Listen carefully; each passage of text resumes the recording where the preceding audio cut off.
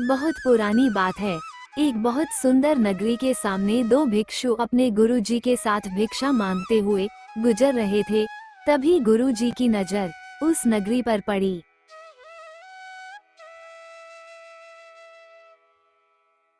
अति सुंदर, इस नगरी को देखकर तो आंखें तृप्त हो गई। बहुत सुंदर नगरी है।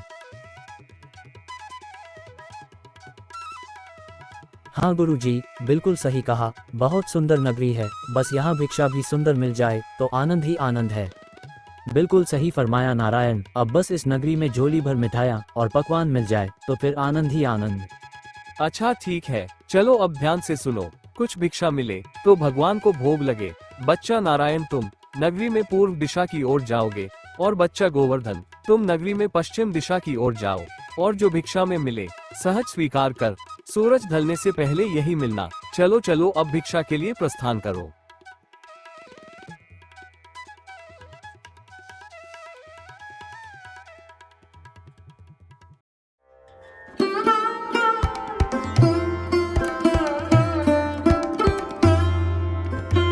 चलो कोई तो दिखा, ऐसा करता हूँ। एक बार राशन का दाम पूछता हूँ, अगर सस्ता हुआ तो थोड़ा ले चलूंगा अपने साथ। गुरुजी महाराज बड़े प्रसन्न होंगे। क्यों बनिए, आटे का क्या भाव है? अरे बाबाजी प्रणाम बाबाजी। टके सेर बाबाजी। और चावल वो भी टके सेर। और ये चीनी, चीनी क्या भाव दी? टके सेर। सब टके सेर। ये सब सच है क्या? एक बार दूसरी दुकान पर मैं पूछ कर देखता हूँ, उधर का क्या हाल है।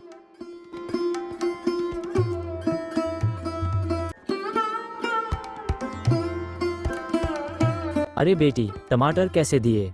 टके सेर बाबाजी। और गोभी कैसे दिए? टके सेर बाबाजी, ये भी टके सेर। अरे वाह, आनंद ही आनंद, सब टके सेर।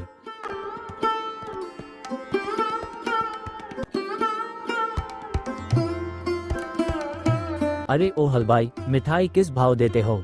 कौन हो? किस देश से आए हो? टके शहर की नगरी में क्या सोच के आए हो? कविता में तो हम कहाँ कम है। ये लीजिए। हम कहाँ से आएंगे भाई, अपना ना तो कोई घर ना कोई ठिकाना। जिधर शरण मिली उधर रात कटी, यही हम साधुओं का ठिकाना। अब जरा अपनी मिठाई का मोल तो बताना। टके सेर बाबा, टके सेर जो चाहो वो पाओ, मूल्य रहेगा टके सेर। यह क्या कहते हो हलवाई? सब टके सेर, सारी मिठाई टके सेर। वाह भाई वाह।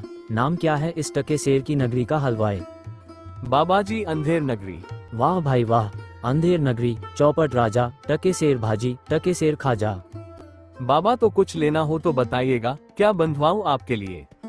बच्चा मांग कर 5 पैसे लाया हूँ, सबकी मिठाई कर दो।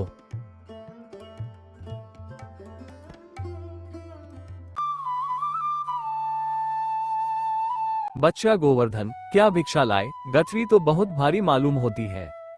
गुरुजी महाराज, 5 पैसे भिक्षा में मिले थे, उसी से गठरी भर मिठाई लाया हूँ। अरे बच्चा, 5 पैसे में गठरी भर मिठाई, ये कौन सी नगरी है?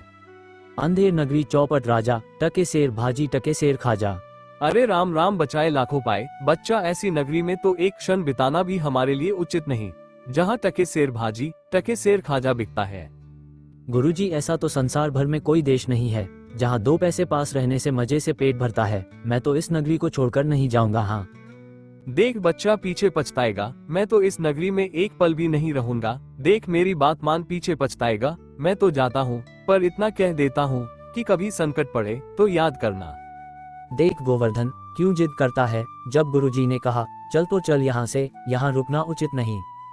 अरे जा चिपका कहीं का, चिपका रे अपने गुरुजी से। मैं तो इस नगरी में पेट भर खाऊंगा, तू भूखा भिक्षा मांग, मैं नहीं जाने वाला। ना ना ना, रोना नहीं, चुप हो जाओ। बताओ क्यों रो रहे हो? महाराज, बनिए की दीवार गिर पड़ी, सो मेरी बकरी उसके नीचे दब के मर गई। दुहाई महाराज, न्याय हो। बहुत बुरा हुआ। हाँ तो फिर जाओ, उस बनिए को पकड़ कर लाओ।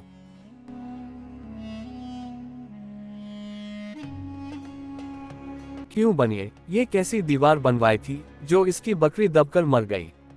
महाराज, मेरा कुछ दोष नहीं। कारीगर ने ऐसी दीवार बनाई कि गिर पड़ी, इसमें मेरा कुछ दोष नहीं। ये तो बेकसूर है, छोड़ दो इसे और कारीगर को पकड़ कर लाओ। सारा किया धरा उसी का है।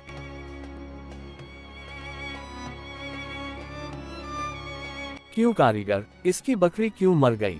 महाराज, मेरा कोई कसूर नहीं। चुने वाले ने चुना ही ऐसा खराब बनाया कि दीवार गिर पड़ी। अच्छा तो ये बात है, खैर उस चूने वाले को बुलाओ।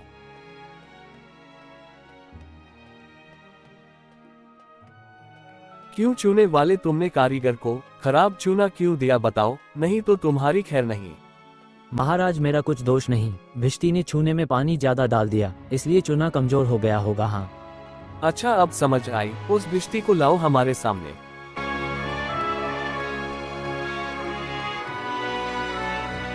क्यों भिश्ती, इतना पानी क्यों मिलाया तुमने कि इसकी दीवार गिर पड़ी और बकरी दबकर मर गई? महाराज गुलाम का कोई कसूर नहीं, कसाई ने मशक की इतनी बड़ी बना दी थी कि उसमें पानी ज्यादा आ गया। अच्छा कसाई को लेकर आओ और इस भिश्ती को निकालो यहाँ से।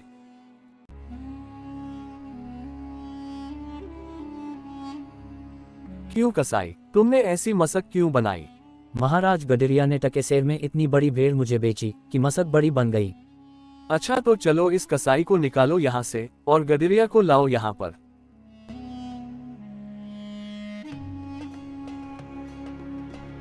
क्यों गडरिये, ऐसी भीड़ क्यों बेची तुमने? महाराज उधर से कोतवाल साहब की सवारी आ रही थी, इस कारण मैंने छोटी बड़ी भीड़ का ख्याल ही नहीं किया, मेरा कुछ कसूर नहीं। अच्छा इसको अब निकालो और कोतवाल को पकड़ कर लाओ।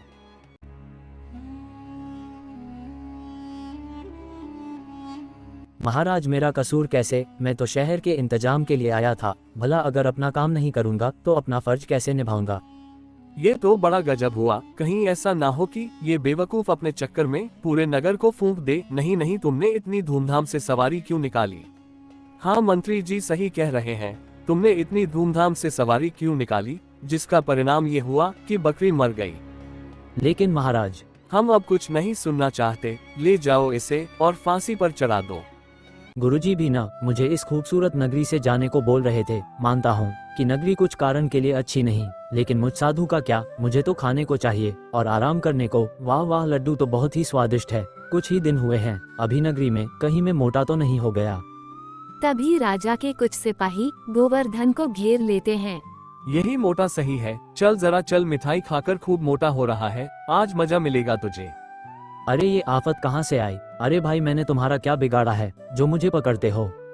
आप तो बहुत मोटे हैं, इसलिए फांसी लगेगी आपको। मोटा होने से फांसी? अरे ये कहाँ का न्याय है? अरे साधुओं से हंसी नहीं की जाती बच्चा, जाओ जाओ यहाँ से, मैंने भोजन कर लिया है, अब साधना का वक्त है, जाओ।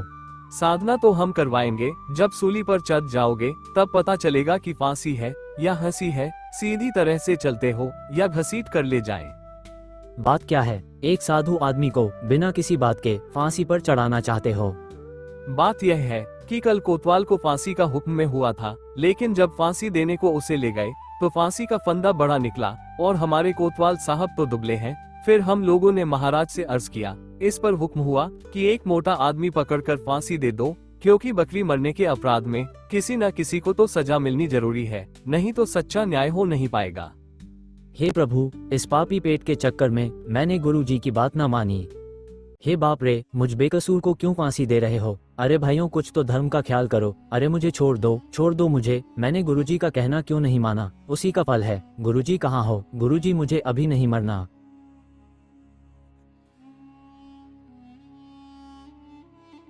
अरे बच्चा गोवर्धन, तेरी ये क्या दशा है? गुरुजी, दीवार के नीचे बकरी दब गई, इसके लिए मुझे फांसी दी जा रही है। गुरुजी बचाइए मुझे, गुरुजी। अरे बच्चा, अरे मैंने तो तुझसे पहले ही कहा था ऐसे नगर में रहना ठीक नहीं, लेकिन तूने मेरी बात नहीं मानी। मैंने आपका कहा नहीं माना, उसी का फल मिल रहा है मुझे। बचाइए गुरुजी, मुझे बचाइए। देख बच्चा, डर मत, सुनो सब, मुझे अपने शिष्य को अंतिम उपदेश देना है। तुम लोग जरा किनारे हो जाओ, इसके बाद तुम जो कर रहे थे वह कर लेना। अब हटो पीछे। महाराज, हम पीछे हट जाते हैं, आप बेशक उपदेश दे सकते हैं।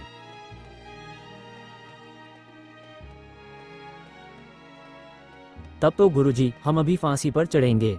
अरे नहीं बच्चा, हमने इतना समझाया नहीं मानता। हम बूढ़े हुए, हमको चढ़ने दो फांसी पर। भला तुम्हारा पूरा जीवन शेष है, मजे से गुजारो। नहीं गुरुजी, स्वर्ग जाने में बूढ़ा जवान क्या, आप सिद्ध है। गुरुजी, आपको गति अवगति से क्या मतलब? मैं चढ़ूंगा फांसी पर। भाई ये क्या मामला है? अभी तक तो यह मोटा साधु रो रहा था, लेकिन अब ये पहले फांसी पर चढ़ने के लिए लड़ रहा है। समझ में नहीं आता, महाराज को इसकी खबर देकर आता हूँ। सैनिक तुरंत महाराज के पास जाते हैं। महाराज, एक चेले से मिलने गुरु आया, कुछ कान में बोला। तभी से गुरु चेले में फांसी पर चढ़ने के लिए लड़ाई चल रही है। गुरु कहता है मैं चढ़ूंगा, चेला कहता है मैं चढ़ूंगा। ये क्या माजरा है, पता लगाना पड़ेगा। चलो गुरुजी महाराज के पास ले चलो हमें, उनसे पूछेंगे कि आखिर माजरा क्या है। बताइए गुरुजी महाराज, आप फांसी पर क्यों चढ़ना चाहते हैं? महाराज, इस समय ऐसी शुभ घड़ी है कि जो भी पहले फांसी पर चढ़ेगा उसे स्वर्ग की प्राप्ति होगी। तब तो हम भी फांसी पर चढ़ेंगे। हमको फांसी की सजा मिली थी, हम ही चढ़ेंगे, हमको हुक्म है। भाइयों जल्दी करो, हमको फांसी दो। हाँ नहीं नहीं, हम लटकेंगे, हमारे कारण ही तो दीवार गिरी थी ना। चुप रहो सब लोग, महाराज के होते हुए कौन स्वर्ग जा सकता है? हमको फांसी पर चढ़ाओ, जल्दी जल्दी करो।